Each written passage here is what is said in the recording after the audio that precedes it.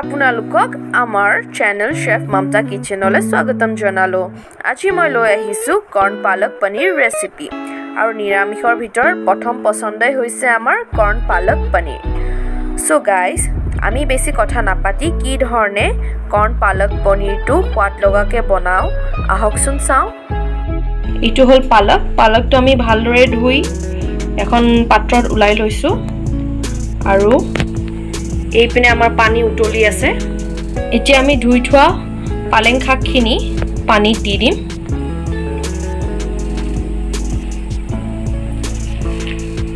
5 মিনিটৰ বাবে বইল হ'বলৈ দিম আৰু যেতিয়া উতলটো আহি যাব আমি নমাই দিম। এতিয়া এখন পাত্ৰত আমি বইল কৰা পালকখিনি নমাই দিছো। এতিয়া আমি এইটো নমাই লৈছো, অলপ দেৰি বাবে ঠাণ্ডা হ'বলৈ দিম। যেতিয়া ঠাণ্ডা হৈ যাব এইটো গ্ৰাইণ্ডাৰত আমি পেষ্ট বনাই লম।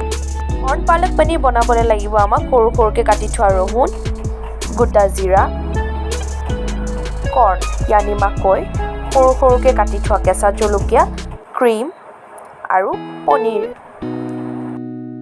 এইকেইটা সামগ্ৰীৰে আজি আমি বনাবলৈ গৈ আছো কৰ্ণ পালক পনীৰ।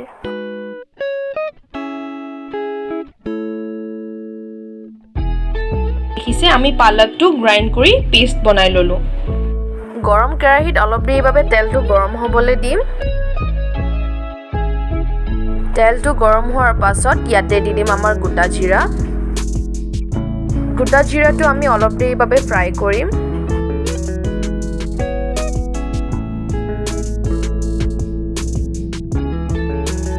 যেতিয়া হৈ যাব জিৰাটো ফ্ৰাই, ইয়াতে দি দিম সৰু সৰুকৈ কাটি থোৱা ৰহুন। ৰহুন আৰু জিৰাটো একেলগে অলপ দেৰি বাবে ফ্ৰাই হ'বলৈ দিম।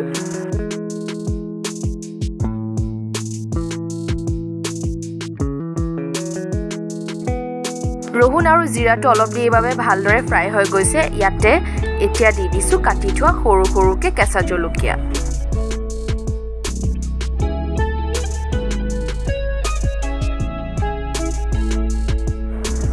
এতিয়া ইয়াতে দি দিছোঁ আমাৰ পালকখিনি, যোনটো আমি প্ৰথমতে পেষ্ট বনাই থৈ দিছিলোঁ বইল কৰাৰ পাছত।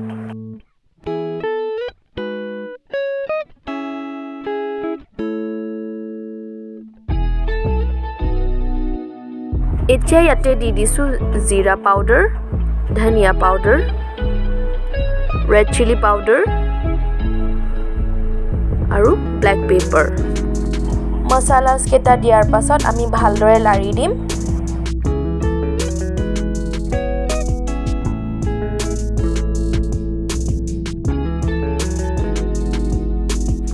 সো গাইজ এয়া আমি পালকখিনি অলপ দেৰিৰ বাবে ফ্ৰাই কৰি লৈছোঁ আমাৰ মছলাছকেইটাৰ লগত। এতিয়া ইয়াতে দি দিম আমাৰ বইল কৰি থোৱা কৰ্ণখিনি। আমি চবেই জানো শাক পাচলি আমাৰ শৰীৰৰ বাবে কিমান উপকাৰী হয়, বাট আজিকালি ল'ৰা ছোৱালী আৰু বিশেষকৈ সৰু ল'ৰা ছোৱালীবোৰে শাক পাচলি খাই ইমান ভাল নাপায়। কিন্তু আপোনালোকে যদি এই ধৰণে তেওঁলোকক বনাই খুৱায়, আই এম চিয়'ৰ তেওঁলোকে বহুত ভাল পাব।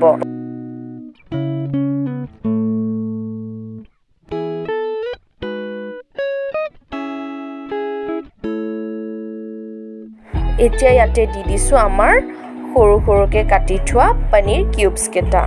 যিহেতু আমি পালক পনীৰ বনাই আছোঁ, চ' পনীৰ কিউবছকেইটা আমি প্ৰথমতে ফ্ৰাই কৰি লোৱা নাই।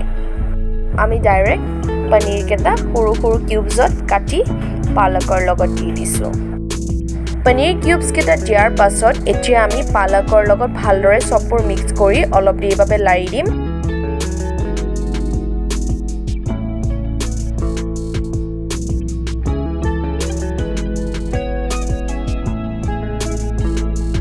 এতিয়া ইয়াতে দি দিম সোৱাদ অনুসৰি নিমখ।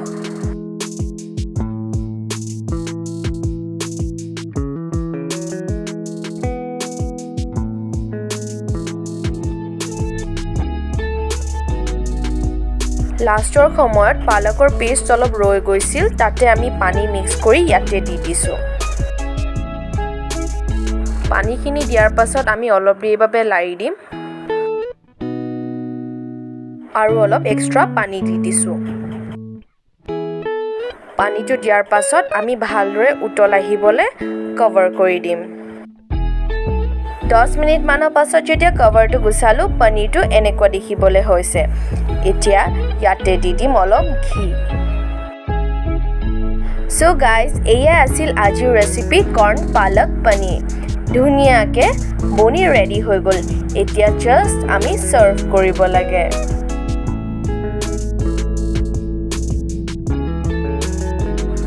So এয়া সাৰ্ভ কৰিলো আমাৰ কৰ্ণ পালক পনীৰ যদিহে আজিৰ ৰেচিপিটো ভাল পাইছে লাইক শেয়াৰ আৰু সাবস্ক্ৰাইব কৰি দিব আৰু যোনবোৰ আজি নতুন আহিছে আমাৰ চেনেলটোলৈ প্লিজ সাবস্ক্ৰাইব কৰি দিব আজিৰ বাবে আছিলে ইমানেই আকৌ এবাৰ আহিম নতুন এটা ৰেচিপি লৈ আপোনালোকৰ ওচৰত টিল দেন বাই